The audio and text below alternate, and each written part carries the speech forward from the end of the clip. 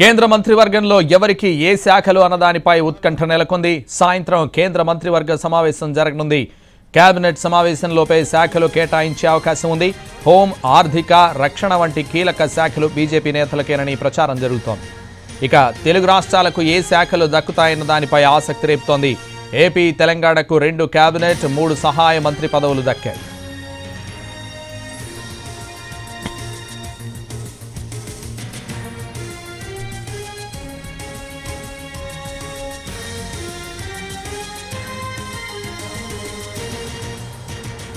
కేంద్ర మంత్రివర్గంలో ఎవరికి ఏ శాఖలు అన్న దానిపై ఉత్కంఠ నెలకొంది. సాయంత్రం కేంద్ర మంత్రివర్గ సమావేశం జరగనుంది.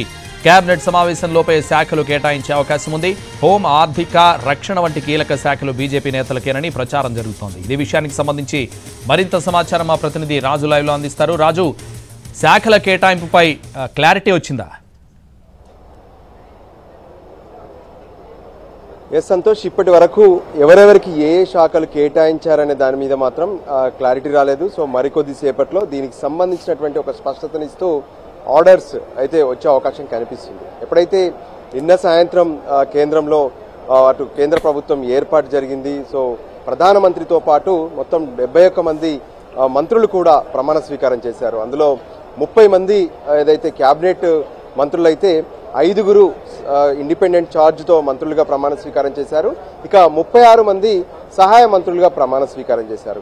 ఇందులో ప్రధానంగా తెలుగు రాష్ట్రాలకు తెలంగాణ నుంచి కిషన్ రెడ్డి, ఆంధ్రప్రదేశ్ నుంచి ఎన్డీఏలో కూటమిగా ఉన్నటువంటి టీడీపీ పార్టీ తరఫున రామ్మోహన్ నాయుడు, వీళ్ళిద్దరికి కూడా కేంద్ర క్యాబినెట్లో చోటు దక్కింది.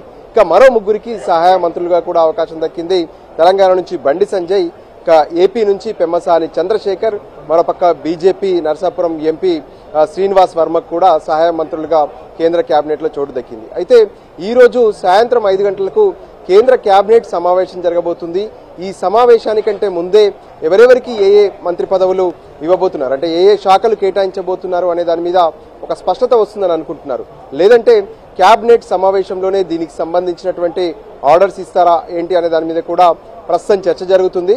సో ఓవరాల్గా కూడా ఎన్డీఏ కూటమిలో ఉన్నటువంటి ఎవరికైతే మంత్రి పదవులు దక్కాయో వాళ్లకు ప్రియారిటీ పదవులు ఎలా ఉండబోతున్నాయి, అంతేకాదు కీలకమైనటువంటి మంత్రిత్వ శాఖలు కూడా ఉంటాయి. ప్రధానంగా రక్షణ శాఖ, కేంద్ర హోంశాఖ, ఆర్థిక శాఖ, రైల్వే శాఖ, ఇలా చాలా శాఖలు ఉన్నాయి. సో వీటిని ఎవరెవరికి కేటాయించబోతున్నారనేది కూడా ఒకవైపు చర్చ జరుగుతుంది. అయితే ఎక్కువ మంది బీజేపీ నుంచే కేంద్ర మంత్రులుగా ప్రమాణ స్వీకారం చేసినటువంటి పరిస్థితుల్లో ఖచ్చితంగా క్రియాశీలకంగా ఉండేటటువంటి మంత్రి శాఖలను బీజేపీ వాళ్ళకే కేటాయిస్తున్నటువంటి చర్చ కూడా జరుగుతుంది. అయితే ఆంధ్రప్రదేశ్కు సంబంధించి రామ్మోహన్ నాయుడుకు ఎటువంటి శాఖను కేటాయించబోతున్నారనే దాని మీద ప్రత్యేకంగా రైల్వే శాఖ కేటాయిస్తారా, లేదంటే జలశక్తికి సంబంధించింది ఉండబోతుందా, ఇంకా లేదంటే మరే శాఖనైనా ఉండబోతుందా అనే దాని మీద కూడా ప్రధానంగా చర్చ జరుగుతుంది. అయితే దీనిపైన ఇప్పటి వరకు ఇంకా కేంద్ర ప్రభుత్వం నుంచి ఎటువంటి స్పష్టత రాలేదు. సో దీనికి సంబంధించి మరికొద్ది సేపట్లో స్పష్టత కూడా వచ్చే అవకాశం కనిపిస్తుంది.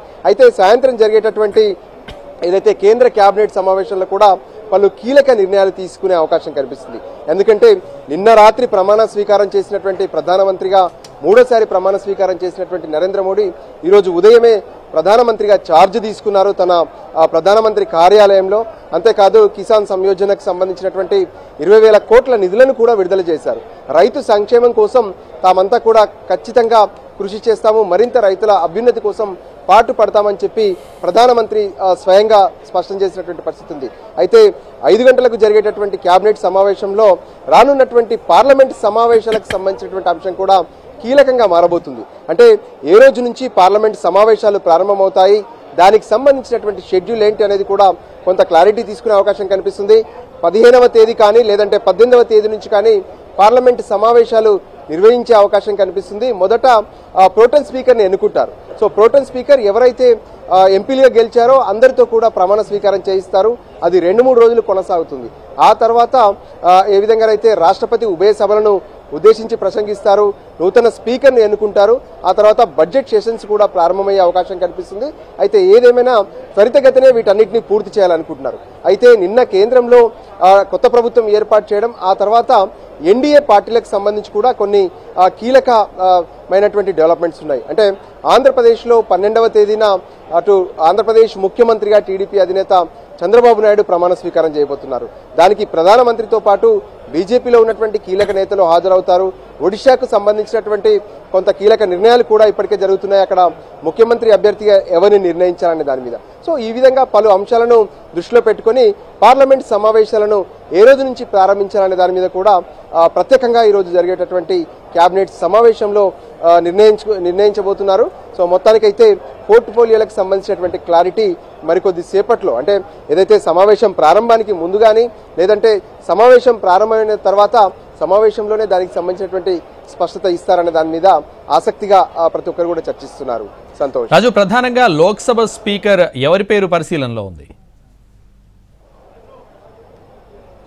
దీనికి సంబంధించి పలు ఖచ్చితంగా ఇక్కడ ఉన్నటువంటి పరిణామాలను బీజేపీ కావచ్చు, ఇప్పుడు ఉన్నటువంటి ప్రభుత్వం పరిగణలోకి తీసుకుంటుంది. ఎందుకంటే ఇది బీజేపీలో ఉన్నటువంటి వాళ్ళకే ఇవ్వాల్సి ఉంటుందా, లేదంటే బీజేపీ ఎంపీకే ఇవ్వాల్సి ఉంటుందా, లేదంటే ఎన్డీఏ కూటమిలో ఉన్నటువంటి భాగస్వామ్య పక్షాలకు ఇవ్వాల్సి ఉంటుందా అనే దాని మీద కొంత చర్చిస్తున్నట్టుగా తెలుస్తుంది. సీనియర్గా ఉండడం, దాంతోపాటు కొంత రాజకీయ అంశాలతో పాటు ప్రత్యేకంగా పార్లమెంటుకు సంబంధించినటువంటి వ్యవహారాల్లో కొంత ఇప్పటికే తలమునకలైనటువంటి వాళ్లకు లోక్సభ స్పీకర్ పదవిని కట్టబెట్టడం ద్వారా ఖచ్చితంగా అది సభను సజావుగా నిర్వహించేందుకు ఉపయోగపడుతుందనే దాని మీద కూడా చర్చ జరుగుతుంది. ఒక రకంగా చెప్పాలంటే ఆంధ్రప్రదేశ్ నుంచి పురంధేశ్వరి పేరు కూడా పరిగణలోకి పరిశీలనలో ఉందని చెప్పి కొంత వార్తలు వస్తున్నటువంటి పరిస్థితి ఉంది. కానీ ఇప్పటి వరకు బీజేపీ నుంచి కానీ ఎన్డీఏ పక్షాల నుంచి కానీ దీనిపైన ఎటువంటి స్పష్టత మాత్రం లేదు. ఖచ్చితంగా దీనికి సంబంధించి కూడా ఈ కేబినెట్ సమావేశం పూర్తయిన తర్వాత పార్లమెంట్ సమావేశాలకు సంబంధించినటువంటి తేదీలను ఖరారు చేసిన తర్వాత మరింత క్లారిటీ వచ్చే